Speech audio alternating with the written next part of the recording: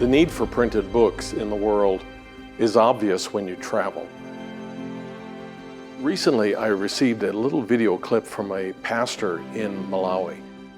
For years, he had preached the message in his church using his phone, and he had a Bible app on his phone.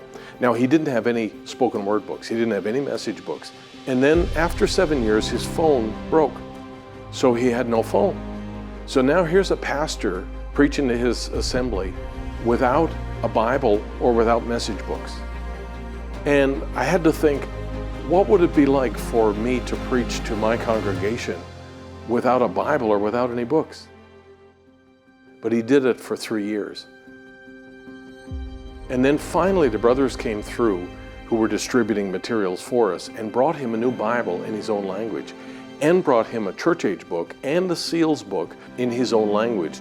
And this brother wanted to make a little video and send it to me of how thankful he was that now, after all of these years, he had materials that he could read and study and be able to minister to his people.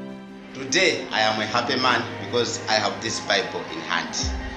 It will help me to reach some remote areas where I will need to minister to other people. Thank you for this gift. Vision Books began because of a problem that existed where no one in the world was doing large-scale printing. Voice of God opted out of printing several years ago and went to producing electronic devices to spread the message. But in rural areas, which is where most believers actually live, charging and updating sometimes is virtually impossible. And you really can't give somebody a tablet if you're witnessing about the message. So printed books are very valuable. They're very useful. They're useful for witnessing. Printed books also are easily distributed, and they can be stored and they can be shipped quite easily. And the quality of the printing is quite high, so therefore the books tend to last a long time. I had a request from a brother who lives in North America who is sponsoring printing in a third world country. And I asked them how much it was costing to print that book in that particular country. And they told me it was $9.80 per book. I was just quite surprised at the cost per book. And I told them we could do that book for 38 cents per copy and have them drop shipped in that country. It's very possible for us to print at a very reasonable cost and save local missionaries and save churches an enormous amount of resources, which they can put towards sponsoring other projects like sponsoring missionaries or building churches in different areas. Recently, we made a trip around the nation of Malawi, maybe 20 or 30 stops in a single day.